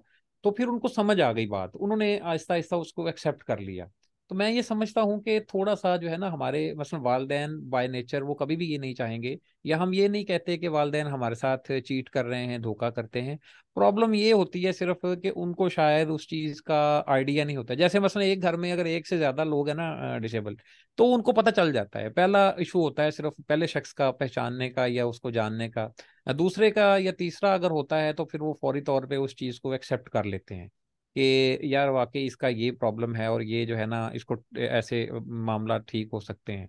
तो मेरा ख्याल है कि थोड़ा सा जैसे आप माशाल्लाह काम कर रही हैं अच्छे तरीके से, इसी तरह आप अगर उन वालदैन को जिनके बच्चों के साथ ये इश्यूज हैं, तो उनको भी अगर आप थोड़ा सा इस चीज के लिए मोटिवेट करें कि यार आप अपने बच्चों को बताएं, लेकिन बताएं इस तरीके से कि उनको भी ऐसा फील ना हो, उनको भी ये ना लगे कि डायरेक्ट ही आपने अगर एक बात कर दी है। जैसे होता है हमारे यहाँ पे कहा यह जाता है कि अगर किसी बच्चे को कोई डिसेबिलिटी हो गई तो आ जाके लोग वो कहते हैं वो जी इसने यकीनन इसके वालिदैन ने, इसकी माँ ने, इसके भाई ने, इसके बाप ने कोई ना कोई गुनाह किया होगा, उसकी वजह से उसको सजा मिली है, वो डिस्टर्ब हो गए हैं, ऐसा मामला हो गया है। वो फिर जब बच्चा सुनता है ना वो ज्यादा परेशान होता है। तो एक तो ये कि बच्चों को एक तो इन चीजों से जरा थोड़ा सा वो लोगों को बाज रहना चाहिए, और दूसरा ये कि पेरेंट्स को ये देखना चाहिए कि जैसे जैसे अगर उनको लोग कोई अच्छा अगर काउंसलिंग वाला शख्स मिल जाता है, कुछ समझाने वाला मिल जाता है, तो वो इस चीज पे अगर अमल कर सकते हैं ना प्रॉपर, तो फिर वो बच्चे को प्रॉब्लम नहीं आती। मैं ये समझता हूँ कि सिर्फ वालदेन को अगर ये पता चल जाए तो वो अपने बच्चे की बाकी लोगों के मुकाबले में, टीचर्स के मुकाबले में ज्यादा अच्छी परवरिश कर सकते हैं। क्योंकि उनको आइडिया फिर जब इब्तदा हो जाती है ना, जब उनको समझ आ जाती है, फिर वो चीजें आगे टीचर्स भी जो बताएगा तो वो आराम से उसको मैनेज कर लेंगे। जैसे आपने भी देखा होगा, आपको भी शायद बहुत सारे लोग ऐसे मिले होंगे कि जो अपने बच्चे की खातिर चीजें सीखते हैं। मुझे ऐसी फैमिलीज भी मैं जानता हूँ जिन्होंने अपने बच्चों के लिए ब्रेल सीखी, या ऐसे लोगों को भी मैं जानता हूँ जिन्होंने अपने बच्चों के लिए साइन लैंग्वेज सीखी, और उसके बाद उन्होंने अपने बच्चों को घर पे उसकी प्रैक्टिस करवाई। और वो जो लोग हैं ना, यकीन करें उनके अंदर जो ग्रूमिंग है और उनके अंदर जो एबिलिटी है वो बड़ी फिर क्विक हुई, क्योंकि दोनों, एक तो उनको स्कूल साइड से इंफॉर्मेशन मिली और दूसरा घर में आके पेरेंट्स ने, खास तौर पे माँ जो है, वो मैंने ऐसी बहुत सारी माएँ देखी हैं, मैं कुछ लोगों को जानता हूँ जिन्होंने इस तरह आके खुद चीजें सीखी और फिर करवाई। ठीक है, मतलब लोगों से परफॉर्म करवाई अपने बच्चों से। जैसे कोई वीआई था तो उनके वालिदैन ने बच्चों को किताबें रिकॉर्ड करके दी, पढ़ के सुनाई किताबें। अगर कोई डेफ एंड डम है तो उसके लिए उन्होंने जो है वो बकायदा तौर पे वो साइन लैंग्वेज सीखी, और उनसे बकायदा उसी लैंग्वेज में वो बात करते थे। वो जब आप उस लैंग्वेज में उसी के स्टाइल में बात करते हैं ना, तो वो बंदा बड़ा कंफर्टेबल होता है कि यार इससे मैं हर चीज़ अपनी शेयर कर सकता हूँ। तो फिर वो बंदा ज़्यादा ईजी हो जाता है। अच्छा सर, जैसे भी आपने बात की ना करने वाली, अच्छा मेरा जो है ना मकसद किसी के ना, मैंने पहले भी कहा था, मैं किसी यहाँ पे दिल आज़ारी बिल्कुल नहीं कर रही, ना ही मैं चाहती हूँ कि मेरी वजह से किसी को तकलीफ हो। मैं सिर्फ एक पर्सपेक्टिव हम्म। आपको दिखाना चाहती हूँ कि बच्चे को पता होता है, उसको आइडिया होता है कि मैं मुख्तलिफ हूँ। तो जब आपको लगता है कि उसके जहन में क्वेश्चन आए तो उसकी जिंदगी इससे आसान होगी अगर आप उसको ग्रेजुअली बताएंगे कि बेटा ये चीज इस तरह से, वो चीज इस तरह से, जो आपसे क्वेश्चन करेगा उसको जवाब दें। आपने बताना है। एक और चीज पे अपने बच्चों से आप झूठ ना बोला करें, आप उसमें से झूठ ना बोले। चीज मतलब रियलिटी बेस अगर आपकी अपनी अप्रोच होगी तो आप वो करेंगे, और at the end that is your child. आप उसको जैसे करते हैं, हम बीच में इंटरवीन नहीं करते, लेकिन हमारा मकसद या हमारा फर्ज या एज अ पर्सन हमारी जॉब यही होती है कि, क्योंकि देखिए हम थेरेपिस्ट है, हमारा काम यही है कि लोगों को सेफ एंड सेफ तरीके से लोगों को बताए कि उन्होंने कैसी, और रियलिटी को फेस करना हम सिखाते हैं। असल में हमारा काम ये है। थेरेपिस्ट का काम कुछ और है, थेरेपिस्ट का काम इंसान को रियलिटी दिखाना है कि वो रियलिटी को फेस कैसे कर सकता है, कि हाँ मुझ में ये कमी है और मैंने उसको कैसे पूरा करना है। और मैंने बताया ना कि हर इंसान में हो सकती है। और जहाँ तक आप पेरेंट्स की बात कर रहे हैं, तो सर मैं तो पेरेंट्स को तो मैं साथ लेके चलती हूँ। Without parents I don't do anything. मैं सब कुछ बताती हूँ मैं क्या कर रही हूँ बच्चे के साथ। मैं हर वीडियो बच्चे के साथ, पेरेंट्स के साथ शेयर करती हूँ कि देखिए आज आपके बच्चे ने किया, ये खुद कर, आज इसने इस तरह से किया, इस तरह से किया। तो जो हमारा पूरा प्रोसेस होता है वो उनको पता था वो क्या करें, और मैं कहती हूँ कि घर में भी करें। तो जब वो घर में रेपिटेशन होती है तो शायद रिजल्ट जल्दी उस वजह से इसीलिए आता है कि वहाँ पे पेरेंट्स की एफर्ट्स भी होती है, और साथ साथ पेरेंट्स की काउंसलिंग बहुत जरूरी है। पेरेंट्स को कभी भी, जो थेरेपिस्ट अभी सुन रहे हैं मेरी बात, या बाकी जो प्रोफेशनल सुन रहे हैं, वो चाहे स्पीच थेरेपी हो, चाहे वो स्पेशल एजुकेटर हो, चाहे वो शरट टीचर हो, पेरेंट्स को कभी भी आप लूप में मत रखें, उनको बताएं क्या चीजें हैं, और एज इट इज कंडीशंस जो है वो उनसे कम्युनिकेट करें उनको। जैसे मैं यहाँ पे कह रही हूँ कि पेरेंट्स जो है बच्चों को लूप में रखते हैं, थेरापिस्ट पेरेंट्स को लूप में रख रहे हैं, तो हम कहीं भी नहीं जा रहे। यहाँ पे हमें अपनी ईगो को साइड पे करके बच्चे की बेहतरी के बारे में सोचना है, और हमें चीजों पर काम करने की जरूरत है। बिल्कुल आपने बिल्कुल ठीक कहा कि हमें उनको जो है पेरेंट्स की काउंसलिंग बहुत जरूरी है। पेरेंट्स को हमें सुनने की जरूरत है, उनकी मेंटल हेल्थ एट स्टेक होती है। मैंने कहा मेरे साथ जो बाकी डिस्कशन करते हैं काफी लोग आते हैं कि मैंने पेरेंट्स की डिस्कशन की, पेरेंट्स खुद ही उस डिस्कशन में नहीं है। शायद वो उनको लगता है कि उनके अपने प्रॉब्लम शायद इतने बड़े नहीं जितने उनके बच्चे का प्रॉब्लम है। तो यहाँ से आप अंदाजा लगाए कि अपने बच्चों के लिए कितने परेशान है। जहाँ से आपकी बात बिल्कुल ठीक है कि पेरेंट्स जो है शायद जानते बूझते नहीं करते, अपने बच्चों को सेव करना चाहते हैं, लेकिन ये जो है सेफ होना शायद उसको बाद में नुकसान पहुंचाए। उस टाइम पे तो शायद वो हो, लेकिन आप वो सेफ होना उसका बाद में उसको नुकसान पहुंचाएगा। तो आपने जैसे खुद रियलिटी को फेस फेस करे, आपने अपने बेटे को, इस बच्चों को इस काबिल बनाते कि रियलिटी को कैसे फेस करे। जी सर, मैं यहाँ से चलो हम बात करते हैं कि एसेसिबिलिटीज कितनी है हमारे इदारों में, या कितना हम फॉलो कर रहे हैं जो हमारे इंटरनेशनल क्राइटेरियाज हैं, या डेफिनेशन जितनी भी डिसेबिलिटी की होती है, वो क्या पाकिस्तान में फॉलो हो रहा है, और अगर फॉलो हो तो किस तरह से फॉलो हो रहा है।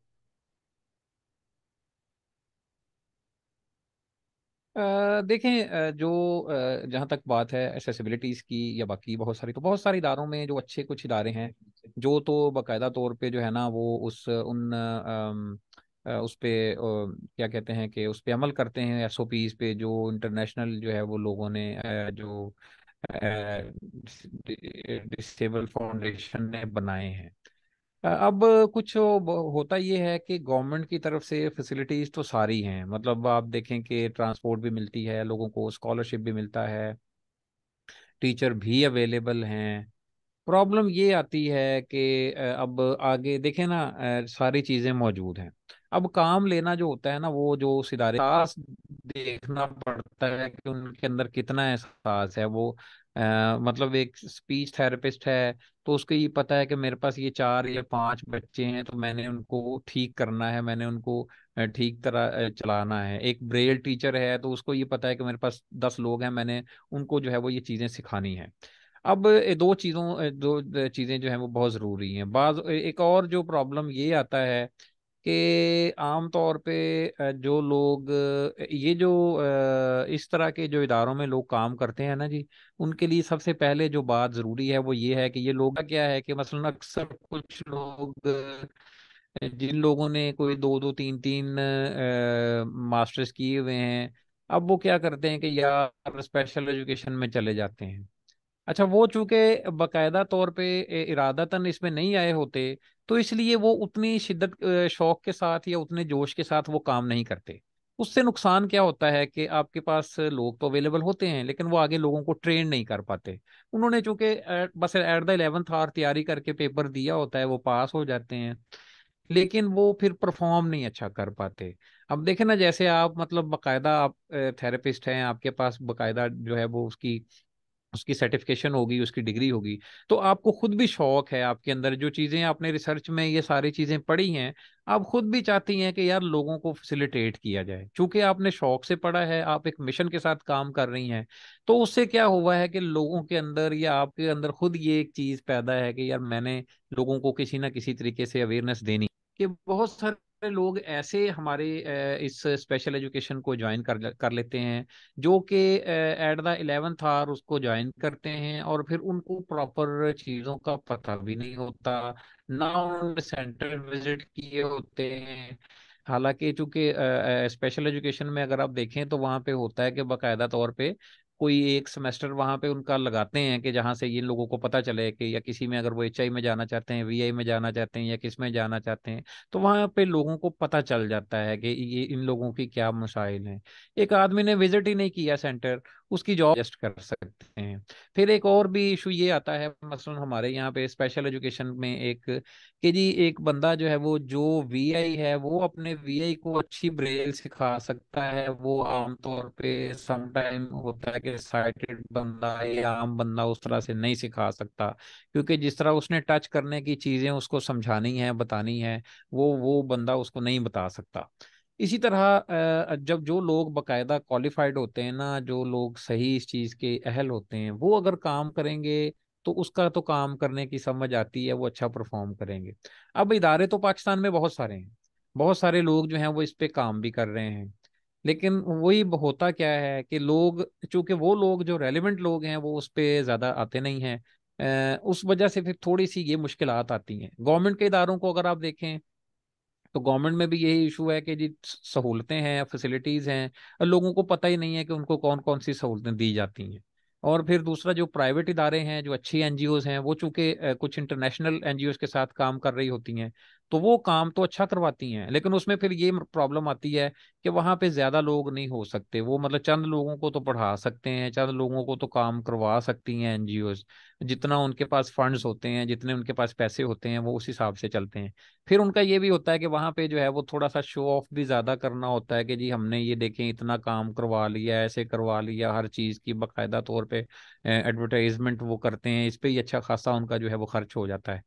गवर्नमेंट जो है वो सारी सहूलतें भी देते भी नहीं करते, और अगर करते हैं तो वो कम लोग हैं। और दूसरा ये कि जो लोग काम कर रहे हैं उनको भी थोड़ा सा ट्रेनिंग की जरूरत होती है। मेरा मेरा ये ख्याल है कि जब ये लोग इंडक्ट किए जाते हैं पब्लिक सर्विस कमीशन के थ्रू, तो सबसे पहले इनको बकायदा तौर पे ट्रेनिंग देनी चाहिए कि एक दफ़ा, हालांकि उन्होंने पढ़ी तो सारी चीज़ें होती हैं, लेकिन एक दफ़ा फिर उनको एक रिफ्रेश ट्रेनिंग या फ्रेश ट्रेनिंग दे दी जाए, ताकि वो ना उनको फिर ज़्यादा अच्छा काम करवा सकें। और दूसरा, उनके वो इसी तरह के जो मोटिवेशनल स्पीकर्स हैं, उनको बुला के उनसे थोड़ी बहुत बात मतलब की जा सके, ताकि इनके अंदर जो है वो ह्यूमैनिटी का एक एहसास, एक जज्बा, एक ये चीज़ पैदा हो, जिसकी वजह से वो ज़्यादा अच्छा काम कर सकें। तो सर जैसे आपने ये ट्रेनिंग की बात की है, और बहुत सारे जैसे आपने कहा कि बिल्कुल लोग प्राइवेट भी कभी कभार एग्जाम दे रहे होते हैं, हमारे कुछ इंस्टीट्यूशन है जो कि डिस्टेंस लर्निंग भी लोगों को वो कर रहे हैं, प्रोवाइड कर रहे हैं, और लोगों के लिए एक्सेसिबल एजुकेशन होती है। लेकिन वहाँ पे जो है एक चीज़ लैकिंग जो आती है वो आती है कि उनकी प्रॉपर ट्रेनिंग उन चीज़ों की नहीं होती जिसकी बहुत ज़रूरत है।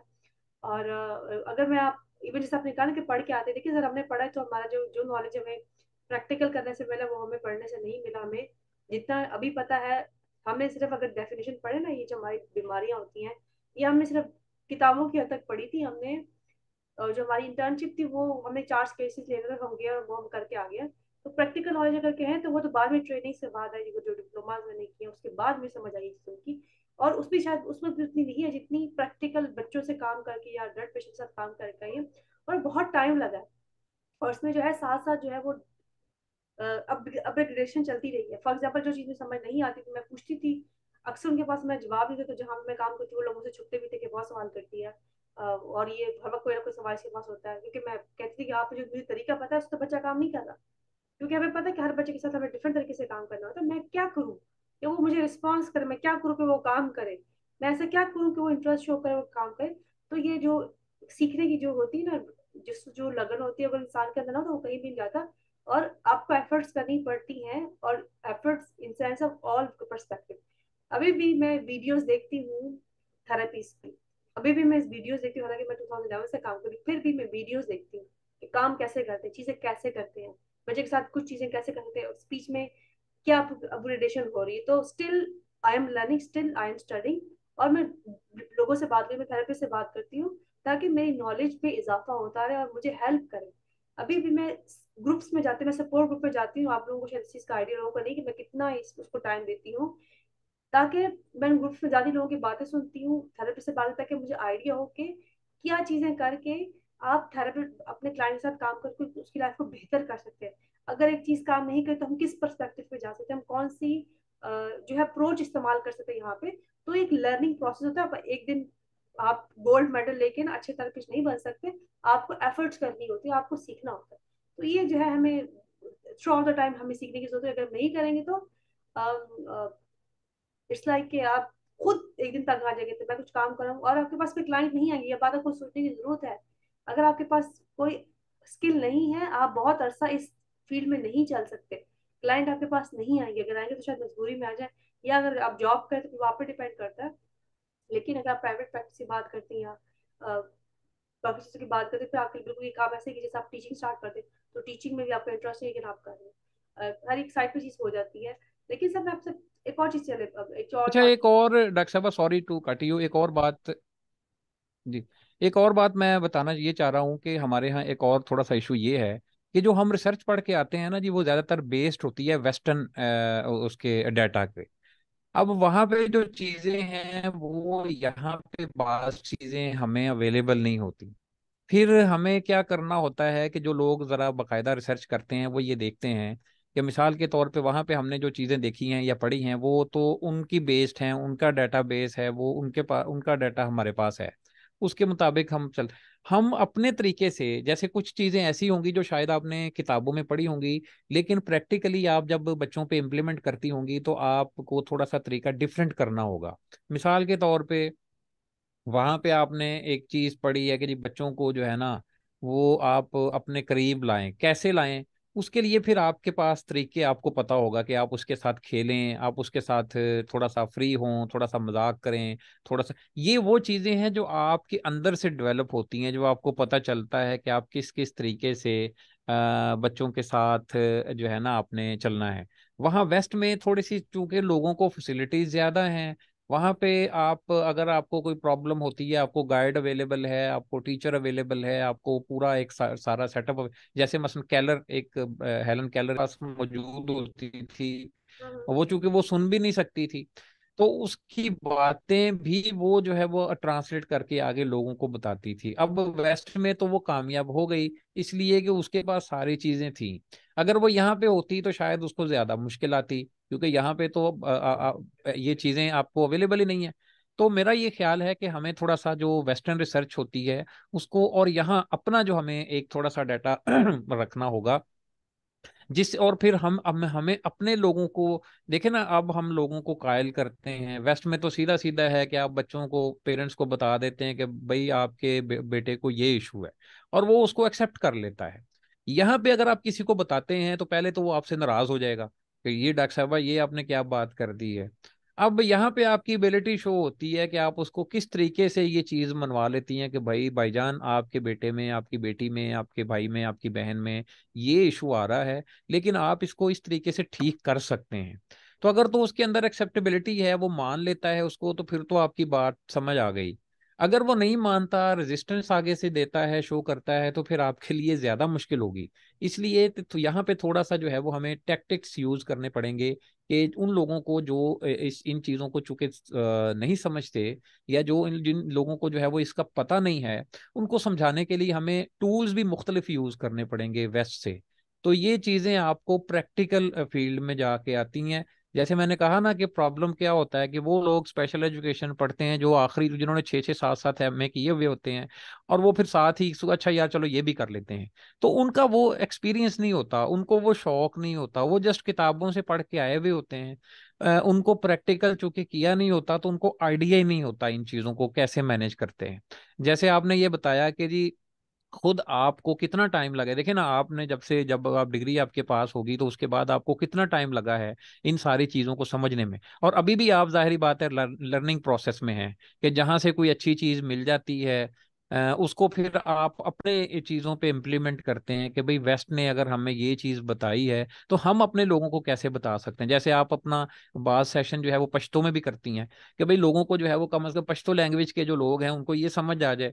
इसी तरह जो लोग पंजाबी बोलने वाले हैं, सिंधी बोलने वाले हैं हमारे भाई, या बलोची बोलने वाले हैं, तो जब तक आप उनको लोकल लैंग्वेज में उनके उनके अपने एक्सेंट में बात नहीं करेंगे, वो क्योंकि हमने वो किताबें जो हैं वो इंग्लिश में पढ़ी हैं, तो हम समझते हैं कि भाई सारी चीज़ें इंग्लिश में ही अप्लाई होती हैं। तो इसलिए हमें सबसे पहले जो है ना वो ये भी देखना है कि जो लैंग्वेज बैरियर है उसको भी हमें दूर करना है। और उस तरीके से अगर हम उनको लेके आते हैं तो मेरा ख्याल है, देखे ना, एक आम आदमी को अगर आप समझाएंगे उर्दू में या उससे अपना इंग्लिश में बात करेंगे तो उसको क्या पता चलेगा। तो अगर आप के मतलब कोई पठान फैमिली का बंदा है या उस कबीले का है, उस ट्राइब का है, आप उसको पश्तो में प्यार से भाई कह के, छोटा भाई कह के, बड़ा भाई कह के समझाएंगे, तो मेरा ख्याल है कि वो ज्यादा समझ जाएगा। ये जो जुबान होती है ना, लैंग्वेज जो होती है, ये बहुत मैटर करती है आपके सारे मामलात में। अच्छा सर, मैं ना आपके आपके ना एक और चीज में आपकी इन्फॉर्मेशन में आपका भी इजाफा करूँ। हमारे पास लोग एज अ लास्ट रिजॉर्ट आते हैं, बहुत लेट हमारे पास लोग आते हैं। मैं आपको एग्जांपल देती हूँ। जैसे यहाँ पे पहले लोग डॉक्टर के पास जाएंगे, फिर देखिए आप सबके अपने अकीदे हैं, मैं किसी को यहाँ पे चैलेंज नहीं कर, ना ही मेरा कोई, ना ये मेरी जॉब है किसी को चैलेंज करना, काम भी नहीं है मेरा। लोग पीर फकीर के पास चले जाएंगे, लोग दम दरूद करवाएंगे, वो फिर कभी एक के पास जाएंगे, कभी दूसरे के पास जाएंगे, कभी इधर जा रहे, कभी किसी डॉक्टर के पास जा रहे, कभी किसी पीडियाट्रिक्स के पास जा रहे, और वो उनको सच्चाई नहीं बता रहा। वो कहते ताकत की दवाई खाए के बच्चा ठीक हुआ। जब उनको सब लगता है, जब वो हर जगह से नाकाम होते हैं, जब उन्होंने पूरा 2 2 3 3 साल कराची के हर डॉक्टर को दिखा दिया, पूरे पाकिस्तान के हर डॉक्टर को दिखा दिया, बहुत सारे लोग तो हमारे पास इस तरह से हमारे पास लास्ट रिजॉर्ट में आते हैं। सबसे आखिर में चला आप देखें, आपको पास हम चेक करते हैं, उनके एग्जैक्ट लफ्ज है कि हमने सोचा हम आपको भी चेक कर लें हमारे बच्चे कैसे काम करते हैं, हम देखते हैं कि आप कैसे काम, ये उनके एग्जैक्ट वर्ड है जो मैं बता रहा था, कि वो जैसे आपको ना परखने के लिए आते हैं। तो थोड़ा पेनफुल भी हमें ये चीज लगती है कि आप हमें, अगर हमारे पास पहले आते तो शायद हम चीजों को बेहतर कर सकते, क्योंकि आपको ये समझने की जरूरत है कि जब हम डिसेबिलिटी की बात करें तो इसमें टाइम बहुत मैटर करता है। You need to understand this point कि मेच्योरिटी बहुत मैटर करती है। जैसे फॉर एग्जाम्पल अगर हम क्लिनिकल प्लान की बात करें, तो अगर बच्चा मेच्योर है तो उसको इशू हो सकता है, एक टाइम तक ऑपरेशन, तो उसके बाद वो क्लिनिकल प्लान नहीं हो सकता, प्रॉब्लम्स होती है। ऐसे ही हेयरिंग एड की बात होती है, जब डैमेज है तो ऐसे ऐसे और डैमेज होना शुरू होता है। ऐसे ही अगर हम बीआई की बात करें, हो सकता है अगर वो टाइम पे पता चल जाता है तो उसको किसी ऑपरेशन के थ्रू, अगर वो जो आपकी जो मौजूदा नजर थी वो शायद बच जाए, बजाय ज्यादा खराब होने के। तो पॉइंट देखिए यहाँ पे ये है कि अगर हमारे पास बजट टाइमली आना शुरू हो जाए, जब पेरेंट्स को पता चले कि बच्चा बाकी बच्चों की तरह नहीं बोल रहा, नहीं चल रहा, तो जब हमारे पास टाइम नहीं है तो फिर हम उनके ऊपर टाइमली काम करते हैं। और जो गैप होता है ना बाकी बच्चों के साथ दरमियान का गैप, वो बहुत जल्दी कवर होता है।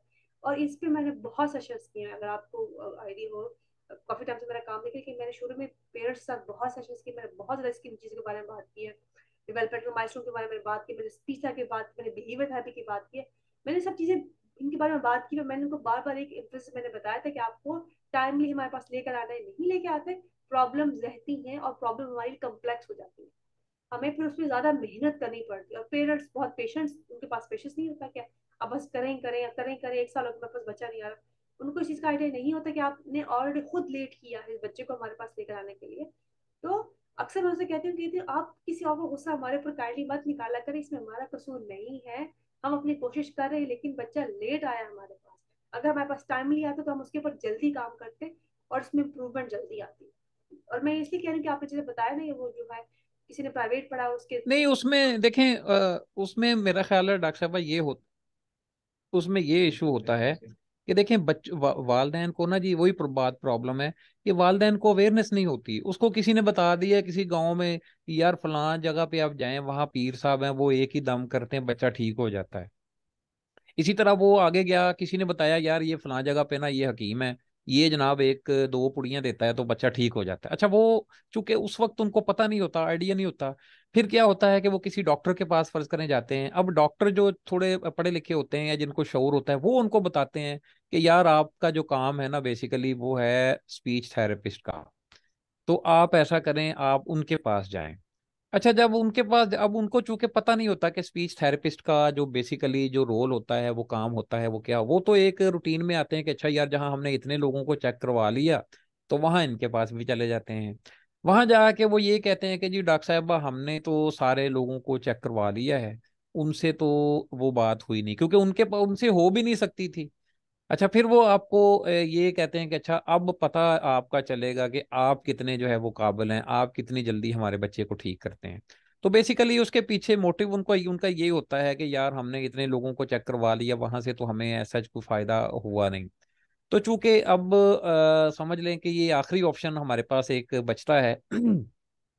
अब उसमें जो लोग तो अवेयरनेस जिनमें होती है वो तो या बाज़ों का तो होता है कि कुछ लोगों के फैमिली डॉक्टर्स होते हैं जो उन्होंने वो बता देते हैं कि भाई आपके बच्चे को ना ये इशू है, वो भी जो लोग जो वेल ऑफ फैमिलीज हैं। अच्छा, वो तो फौरी तौर पे वहां पहुंच जाते हैं, वो आपसे राब्ता कर लेते हैं आप लोगों से, और वो आपको सिचुएशन भी बता देते हैं कि जी डॉक्टर साहब हमारे बेटे का ये इशू है, तो आप उसको अच्छे तरीके से हैंडल कर। अब एक आम आदमी जो है वो बेचारा जो मेहनत मजदूरी करता है, सारा दिन काम करता है, शाम को घर आता है, उसको पता ही नहीं है कि क्या सूरत हाल है। तो उसका क्या होता है कि उसकी मतलब उस बच्चे की माँ को किसी ने बताया कि भाई तो बच्चा ठीक हो जाता है, वो बेचारी उनको लेके फिरती रहती है कि अच्छा शायद वहां से कोई, जब कोई सही बंदे के पास वो पहुंचते हैं जितनी देर में, उतनी देर में आप ये समझ लें कि उनका कोई 50% काम जो है वो खराब हो चुका होता है। अब जो अच्छे थेरेपिस्ट होते हैं, अब जैसे या जो लोग समझदार हैं, वो तो उनको समझा देते हैं कि भाई बेटा या आंटी इस पे थोड़ा सा आपके बेटे को टाइम लगेगा ठीक होने में। अब उनको अगर तो थोड़ा सा वो अवेयरनेस रखते हैं तो वो कहेंगे कि हाँ ठीक है, कोई ऐसी बात नहीं है। जो लोग इन चीजों को नहीं जानते उनका थोड़ा सा इशू ये होगा कि वो कहेंगे कि नहीं जी नहीं, हमारे बेटे को आप फौरन अभी ठीक करें। तो इतनी जल्दी ये चूंकि ठीक होती नहीं है चीजें, जाहिर बात है, एक तो पहले से बिगड़ी हुई होती हैं, ऊपर से जिस वक्त आपके पास आते हैं उस वक्त तकरीबन समझ लेके आखिरी एक ऑप्शन होता है उनके पास। तो उस लिहाज से थोड़ा सा ये देखना ये चाहिए कि ये जो हमारे जो लोग हैं, जैसे मैंने बताया कि हर बंदा अपना रोल प्ले कर सकता है। मसलन एक स्टूडेंट है, उसको पता चला है कि जी फलां बच्चे का ये इशू है, तो वो किसी से बात कर ले। एक हेल्थ विजिटर है या लेडी हेल्थ वर्कर है, उसको पता चला कि फलां घर में कोई बंदा जो है वो उसका उसमें ये डिसेबिलिटी है, तो उसका फर्ज है कि वो जाके ना तो उस घर वालों से बात करे कि भाई आप अपने बच्चों को इधर भेजें। बल्कि अब तो यहाँ हमारे यहाँ तो जो स्पेशल एजुकेशन का डिपार्टमेंट है, उन्होंने अब ये सर्विस भी शुरू की है कि वो कुछ लोगों को बाज़-औक़ात घरों में भी भेजते हैं जिनका उनको पता चलता है कि इनके यहाँ बच्चे हैं वो दाखिल नहीं करवा रहे, तो उनको बकायदा घर भेजा जाता है। वो अलहदा बात है कि लोग जाते नहीं हैं या लोगों को बताते नहीं हैं। यह गवर्नमेंट की तरफ से ये इंस्ट्रक्शन होती हैं कि अगर आपको ये पता चले कि आपके करीब में कोई बंदा उसमें कोई प्रॉब्लम है, तो आप उसके वालिदैन से, उसके घर वालों से जो है वो काउंसलिंग करें। तो करने अब डिपेंड ये करता है कि वो जो लोग हैं वो कितने, जैसे मैंने कहा ना कि चूंकि लोग अवेयर होते नहीं हैं, बहुत सारे लोग हादसाती तौर पे स्पेशल एजुकेशन की तरफ आते हैं। तो ऐसे लोगों के अंदर ना वो मिशन, वो जज्बा, वो शौक नहीं होता, वो तो सिर्फ अपना टाइम पास करते हैं कि ठीक है जी सैलरीज मिल रही हैं, काम चल रहा है, हमें कोई ज़रूरत नहीं है अब आगे काम करने की, बढ़ने की। तो जो लोग इस तरह के जो मिशन के साथ आगे बढ़ते हैं ना, ये इस तरह का काम जो है वो कर सकते हैं। तो बस ठीक है। और मैं यहाँ पे जो जैसे आपने कहा ना कि ये जब शुरू में अपने एक और बात भी जब किसी पेरेंट्स को पीछे बता दी कि अपने बच्चे के साथ ऐसा समस्या, बात की वो हमसे नाराज भी बहुत, लड़ाई भी हुई इस बात पे। लेकिन मैं स्टेटमेंट तो मैं चेंज नहीं करती, मैं कहती आप आपकी मर्जी है। इवन बहुत प्रॉब्लम्स क्रिएट हुए उनको सच बताने की वजह से बच्चे के साथ ये प्रॉब्लम है। और अक्सर मुझे जो मेरे साथ जो मेरे ट्रेनर होते कहते हैं आप बिल्कुल ब्लड हो जाती है। तो मैं उनको कहती थी मुझे समझ नहीं कि मैं को किस तरीके से बताऊं, यानी क्या कहूँ कि मैं कहूँ कि आपके बच्चे के साथ कोई मसला नहीं है। तो लेकिन पॉइंट है कि इसमें ये होता है, वो कहते हैं आपने, अच्छा एक मदर की लफ्ज ये थे कि आपकी हिम्मत कैसे आपके अपने बच्चे के बारे में ये कैसे कह दिया, मैं ये नहीं कर लूंगी, मैं वो कर लूंगी, मैं इससे कर लूंगी, उससे कर लूंगी। मैं तो खैर उनको कोई जवाब नहीं दिया कि मजीद उनको उसको मजीद परसू नहीं किया, मजीद उनको मैंने किसी वो नहीं किया। सिंपली मैंने उनको बोला कि अगर आप नहीं मानती तो ये आपकी अपनी मर्जी है, आप बेशक किसी और के पास चले जाए, मेरा आपको आंसर, अगर आप कल भी आएंगे तो मेरा आंसर यही होगा, क्योंकि ये, क्योंकि मेरा जो काम था ये, मैं भी काम करती हूँ, मैं टेस्टिंग करती थी बच्चों के ऊपर, हमेशा से मैंने हमेशा टेस्ट अप्लाई किया, और टेस्ट भी मैं वैलिड टेस्ट अप्लाई करती हूँ जो कि पूरी दुनिया में एप्लीकेबल होते हैं, जो कि वैलिड है, कि जो दुनिया में माने जाते हैं, मैं वो टेस्ट अप्लाई करती हूँ। तो अगर मेरे पास 4 टेस्ट का रिजल्ट सेम आ रहा है, फिर तो एक दफा मुझसे गलती हो सकती है, 2 दफा गलती, 4 दफा तो मुझसे गलती नहीं हो सकती एक चीज को करने में। और मैं काफी, और मेरा ये तरीका होता था, ये भी तरीका यही कि मैं जब टेस्ट के रिजल्ट निकालती तो मैं साथ साथ उसकी सर्च भी कर रही होती थी, साथ साथ चीजों को देख भी रही होती थी, मैंने बहुत टाइम रिसर्च के ऊपर लगाया, वो करने के ऊपर लगाया। तो अगर उनकी बात की जाए, अगर एक्सेसिबिलिटी की बात की, जैसे आपने कहा कि वो वालदैन को कभी बात नहीं होता आइडिया, या वो खुद भी मजबूर होते हैं, या उनके पास नॉलेज नहीं थी, फिर आपकी बात बिल्कुल ठीक है।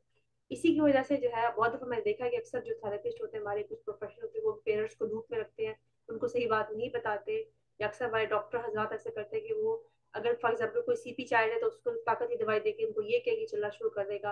एक बच्चा जब फिजिकली नहीं चल रहा, एक पैरालाइज है बच्चा, तो उसको ताकत की दवाई दे देते, तो डॉक्टर साहब ने कहा कि ठीक हो जाएगा। तो हर 2 हफ्ते बाद डॉक्टर के पास जाता भी है, डॉक्टर की फीस भी भरता है, डॉक्टर उसको महंगी दवाई भी लेके देखता है देता है, जो सिर्फ उसके डीलर के पास से मिलती है। और वो हर कोई किसी को फायदा और इसमें बच्चे का नुकसान है, लेकिन हमें इसे बियॉन्ड सोचते हैं, हमें समझनी चाहिए कि अगर कहीं बात हो रही है तो जो हम पैगाम देने की कोशिश करते हैं उसको शेयर करें। जिन लोगों को लगता है कि इनके इर्द गिर्द ऐसे बच्चे हैं, वो बाकी लोगों को बताएं, ये वीडियोस उनके साथ आप शेयर करें, ऑडियो शेयर करें, वीडियो शेयर करें। आपको ये भी एक तरीके से आप अपना काम करें कि आप अवेयरनेस क्रिएट करें। अच्छा सर, मैं आप देखें मैंने काफी टाइम मैंने आपको, लेकिन अभी आपसे ये सब पूछना चाहूंगी कि हमने शायद प्लान डिस्कशन कुछ और की थी, लेकिन वो किसी और में चल रही है। वो भी इम्पोर्टेंट है, क्योंकि जब हम डिस्कशन स्टार्ट करते हैं तो वो उसका क्राइटेरिया वास्ट होता जाता है। क्या हम, अच्छा मुझे सर ये बताएं कि पाकिस्तान में अगर हम चीज़ों की बात करें, सहूलियात की बात करें, क्या सहूलियात मौजूद है? अब आप इसके बारे में अभी बात करना चाहेंगे, या इसको टॉपिक को आप अलग से डिस्कस करना चाहेंगे? ये भी आप पर डिपेंड करता है। नहीं, वो सहूलियात का तो मेरा ख्याल है कि एक सेशन हम ऑलरेडी कर चुके हैं, एक सेशन फिर हम अलग से इसको देखेंगे। लेकिन ये है कि सहूलियात तो देखें हैं, बात फिर वही है कि सिर्फ डिपेंड ये करता है कि ना हम उसको यूटिलाइज कैसे करते हैं, या हमें कितनी अवेयर आया कि भाई पेरेंट्स जो हैं वो तो कोई चीज़ सुनने के लिए तैयार नहीं होते हैं बाज़ औक़ात। तो इसमें सबसे जो, जैसे मैंने कहा ना, रोल मुआशरे का, सोसाइटी का जो है वो ओवरऑल ये बनता है कि जहाँ किसी को पता चलता है कि यार कोई बंदा, कोई मतलब कोई इशू है, कोई प्रॉब्लम है, तो वो अगले बंदे को जो है वो इस चीज़ के लिए मोटिवेट करे कि भाई भाईजान आप जो है ना अपने बच्चों को फलां जगह पे लेके जाएं, वो ज़्यादा अच्छा काम कर रहे हैं, या आपको थेरेपिस्ट की ज़रूरत है, आपको जो है वो एक टीचर की ज़रूरत है। तो लोग करते भी हैं, लेकिन वही है कि वो कम लोग हैं, मतलब थोड़े कॉलेज टीचर हैं या यूनिवर्सिटी टीचर हैं वो अपने बच्चे को बिल्कुल करवाते हैं। जो लोग आम एक आदमी है बेचारा, जिसको नहीं पता, जैसे मैंने कहा कि भाई एक बंदा सुबह से शाम तक काम करता है, तो उसको आइडिया ही नहीं है इन चीज़ों का। तो उसके लिए फिर हमें ये है कि ये जो इस तरह के जो लोग हैं, जो कम्युनिटी है, स्टूडेंट हैं, डॉक्टर्स हैं, नर्सेज हैं, बाकी लोग हैं, ये इनको ये चाहिए कि ये इस तरह लोगों को बताएं कि जनाब आप इस तरीके से जो है वो आप फैसिलिटीज हासिल कर सकते हैं, आप इस तरह लोगों से जो है वो लोगों लोगों को मिल सकते हैं, थेरेपिस्ट के पास जा सकते हैं, या किसी जो है ट्रेस के पास जा सकते हैं, साइकोलॉजिस्ट के पास जा सकते हैं। तो वो फिर आहिस्ता आहिस्ता जो है ना वो लोगों में ये शऊर आएगा। और चूंकि सबसे बड़ा इशू हमारे यहाँ जो है वो एजुकेशन का भी है, लोगों के पास एजुकेशन ही नहीं है, लोगों को पता ही नहीं है बहुत सारी चीज़ों का। अब जो बड़े शहर हैं या जो जो छोटी तहसीलें हैं, वहाँ पे तो शायद थोड़े बहुत लोग जो हैं वो कोई आ जा के बेचारे चल रहे हैं, आ भी जाते हैं। लेकिन जो गांव है दूर दराज, जहाँ बाज सहूलतें ही मुयसर नहीं है, बिजली की सहूलत मुयसर नहीं है, अवेयरनेस नहीं है, लोगों को पता ही नहीं है, उन लोगों को तैयार करना, उन लोगों को इसके लिए ट्रेन करना बड़ा ही मुश्किल है। मुझे याद है जिस स्कूल में मैं पढ़ता था फरुखाबाद में, तो वहाँ पे ना एक ये भी काम होता था उनके जिम्मे कि भाई आप अपने इर्द गिर्द के देहातों में चक्कर लगाएं, और उन चक्कर लगा के आप ये देखें कि वहाँ पे क्या कोई वीआई है, कोई बंदा है। अच्छा, वो जब लगाते थे ना चक्कर, तो कई वालदेन बकायदा उनको मारने के लिए आते थे कि भाई आप हमारे, किसी को पता चलता था ना कि फलां इलाके में कोई बच्चा है, तो उसको वो कहते थे कि भाई आप अपने बच्चे को स्कूल में दाखिल करवाएं, क्योंकि फ्री ऑफ कॉस्ट होता था। अच्छा, वो उनको जब बताते थे तो वो कहते थे कि भाई हम अपने बच्चे को रोटी दे रहे हैं ना, हम अपने बच्चे को खाना दे रहे हैं ना, आपको क्या जरूरत है इधर आने की। तो बहुत सारी रेजिस्टेंस का भी सामना करना पड़ता है बाज़ औक़ात।